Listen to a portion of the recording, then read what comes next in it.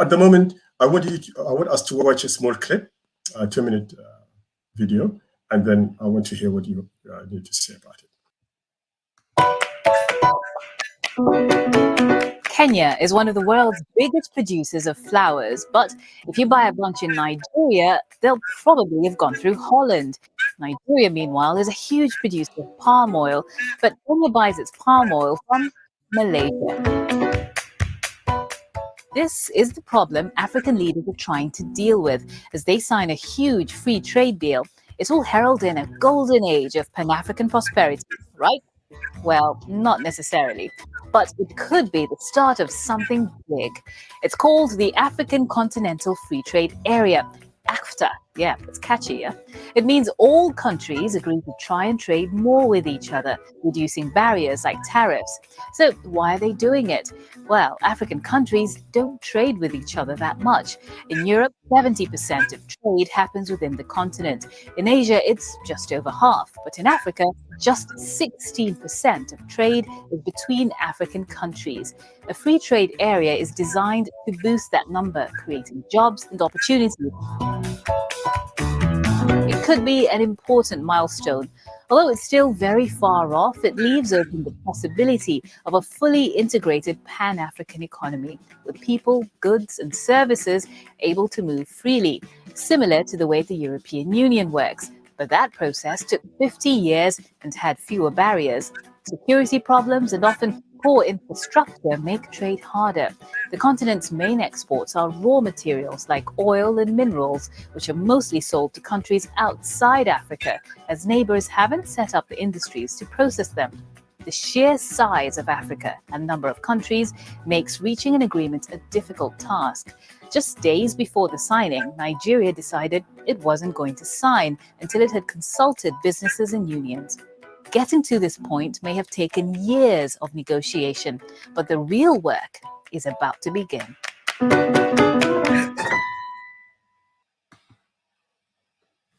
Yes, so there's Juma. All 55 African countries have signed up to this, including, of course, the countries of North Africa. But only a small majority, like 37%, have rectified it. We're waiting for the rest to rectify it. Then plus all the logistics that are going to come. So I think it is the way forward, actually. I do believe what we culture vultures have to do is to create symposia and bazaars and exhibitions where we get Africans interested in each other's products. Because you may get an African from, and I give you an example of a Zanzibari guy refusing to eat amala, which is a Yoruba food. And he wouldn't eat it because he did not know what amala is. However, he would eat British bread. He would eat a sandwich. Because it has been marketed over a much longer period to him. Right. So it's an issue of marketing. In order to get Africans less tribal about their dietary tastes or patterns, we have to get Africans from a Pan-African perspective to feel confident and proud about other Africans, not just about I'm Yoruba, we are descended from Oduduwa, and therefore we are very proud. No, we have to also say, yes, and you are from Kumasi, you are an Ashanti man, and you have your own, you call God Nyankopon, we call God Olodumare, but at the same time, you make kente cloth, we make adire or ashoke cloth. I'm talking about the locally fashioned. I'm not talking about imported materials, the local one. Now, I, as a kente wearing Ashanti man, I want to try adire. I want to try ashoke. I want to wear what you prepare, what you make. But normally our current mindset, we don't want to. Come again? Our current mindset, we don't want to do that. This is what, and on top of that, adding value to what we produce. What we do, like you rightly have pointed out, is our railways and road infrastructure are poor. And that is why we welcomed all of this Chinese. That's what this project is about. This project is about not just infrastructure, but it is making it easier for people to move, making it, for example, Nigerians should be free to come to South Sudan and work without being asked. Yeah. Africans could have like a common passport that makes the borders open. There should be no tariffs between our countries and things like that. So freedom of movement, goods and services. I think this is what this is about. And I think this is what you were saying earlier. This is going to accelerate what you were saying about the intra-African trade that you were talking about the Somalis in South Sudan and Nigerians in South Africa, etc., etc. And that is really going to be accelerated by this. And then the culture will play catch up, right? Well, that's why I'm saying I kind of understand why we welcomed the Chinese to come and build all of these roads and things, because I realized that the Europeans built railways and roads facing outside towards the seaport in order to the railroads run as far as where the mineral deposits are. Beyond that, we don't care who lives. Yeah. We don't care who lives beyond there. We only care to extract and take out. And our mindsets have been fashioned to face outward ever since. So we don't look. The only time Africans used to meet each other is when they are traveling to each country to get to the Mediterranean. So a Ghanaian, maybe he has passed to Burkina Faso, Niger, through Libya, and then he's met those people. But we need to also add value to our goods. So if we are producing, I don't know, a packet of peanuts, let's say Senegal produces peanuts, and we want to add something to that, why not add a product to the peanuts from Ghana, whatever they are growing there? And so we create a new dessert or a new snack, and we add value to that, and we sell that in our continent. And we can even sell it abroad. What we do is we make things in rough and polished form to be traded abroad for them to add value. So the old joke, we don't eat chocolate. Africans don't eat chocolate, but Ghana is the largest producer of chocolate, and we don't even add value to it because we think, well, Africans won't eat it, so why add value to it here? So we sell this raw cocoa product cheap for nothing, and farmers have to take their children out of school to work in the land to meet that harvest deadline, and the children are not being educated as a result. Now, once the product arrives in Europe, they add value to it, becomes green and blacks or some other Thornton's chocolate, and it's expensive, and it's a luxury item, and we are doing all the donkey work. So, I look at things like that. How, Marwan, do we dispense with cacao, or do we get Africans to eat chocolate? Africans are habitually not ice cream eaters. They are not chocolate eaters. In Tanzania, recently, a woman who had been living abroad, I believe in the UK here, has gone back to Dar es Salaam, and she's opened an ice cream factory, producing, but using mabungo, local fruits. So she's not just using the traditional strawberry, although they grow strawberries in Iringa, in the cold part of Tanzania. Strawberries are very delicate. You have to be very delicate and they grow low to the ground. You have to be very careful with strawberry. But she's not only using those imported fruits. She's also using like mabungo, this local Tanzanian fruit, to produce sorbets and ice creams, which reflect the environment. Now, she has managed to make ice cream more than just a luxury item. It's not just the new middle classes, the nouveau riche who want to eat ice cream. It's a hot place. Tanzania is hot. It's sticky and hot like Caribbean. It's that Indian Ocean part of it anyway. So people at Dar es Salaam want ice cream. So she is now making ice cream. Now, here's my question to you. It tastes local. It tastes local, yes. And it's cold. Right. It's sweet. So what can be wrong with that? Now, are we importing foreign? Let me ask this question though. Are we importing foreign tastes, imposing on Africans, and then when they hold back the technology to produce ice cream, we can't give our people ice cream? Now they want the imported product. I'm just troubleshooting, because what happens at times is that we have some technology. We don't develop the technology to produce the item. We import the technology. We import the pieces. We assemble them. We do local assembly of a factory. But in the production at the base level of the factory, we don't do it.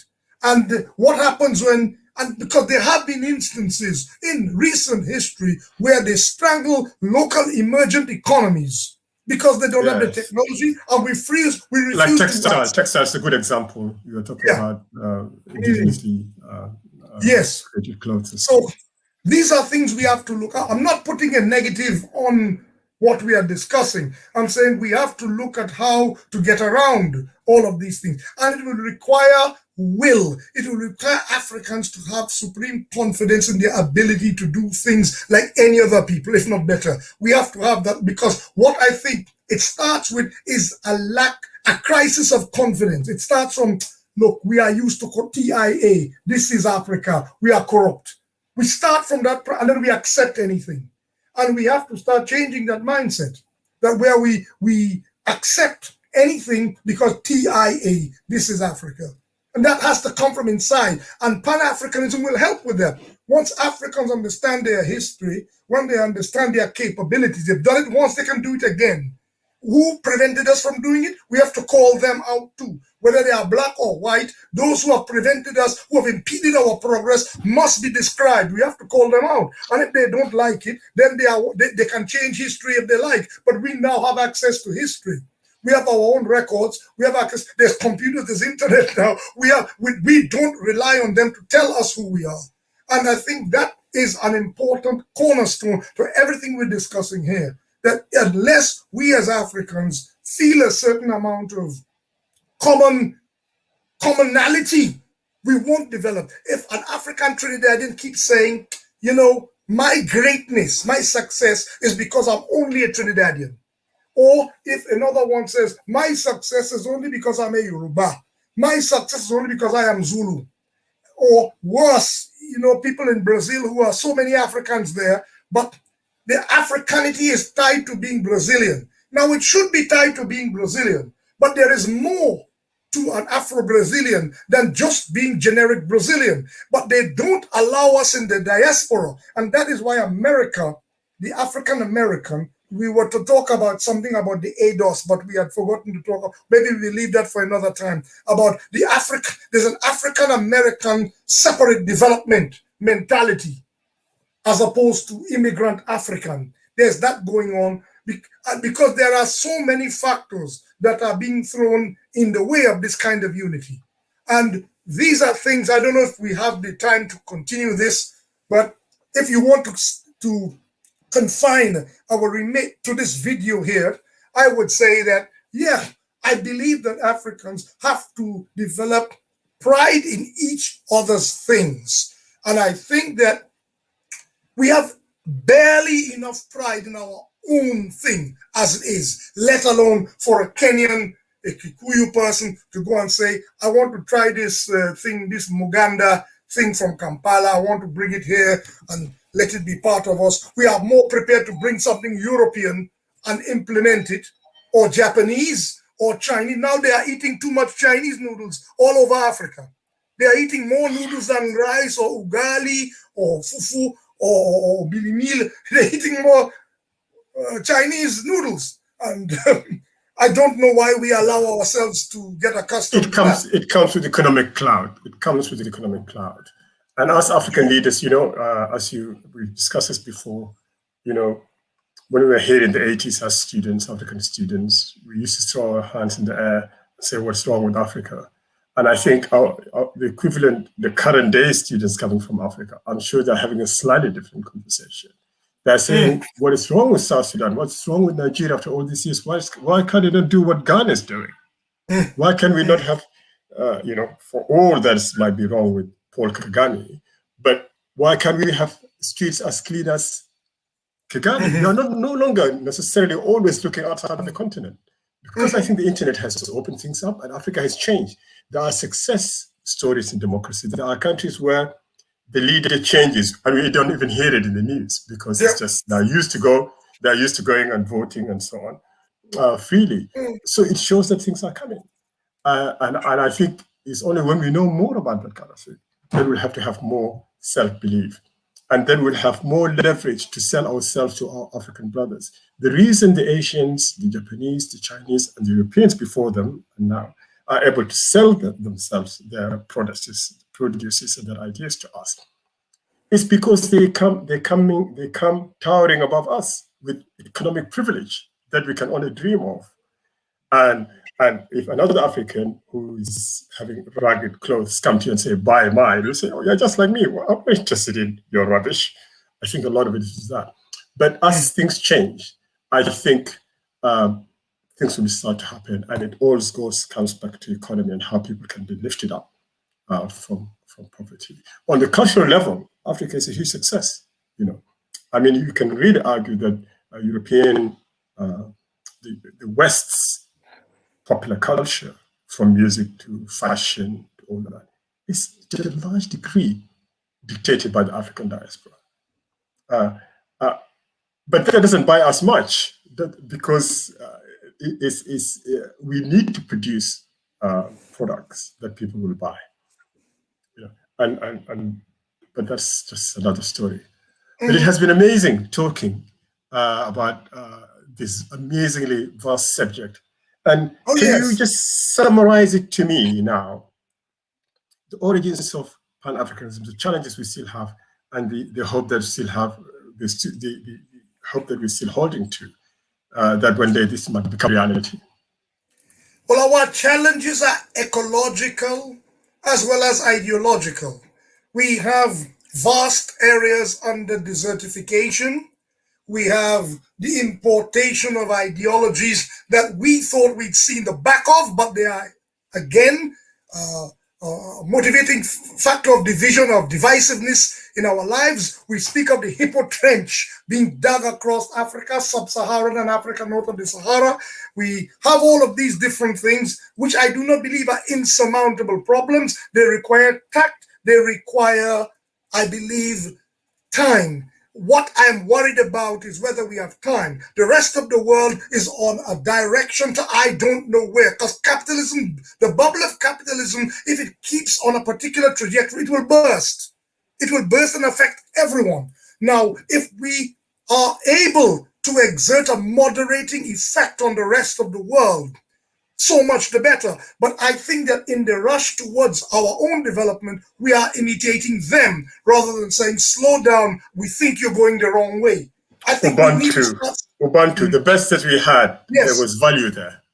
Yeah. There was value there. There's an imbalance we need to restore the balance. And I think we have to be more assertive about it, because people in California are doing it. Greta Thunberg is trying to do it. You have individuals who are trying to do it, but this is our culture. This is how we used to live. But we wait for them to tell us that it's fashionable and trendy before it's cool, and then we start doing what we used to do anyway. Yeah. How ridiculous. Wonderful, Juma, talking to you. And we'll meet again in our second session. Thank you so much. Thank you for this opportunity. Thank you for this opportunity to air some views and to share some ideas. Thank you very much. Yeah.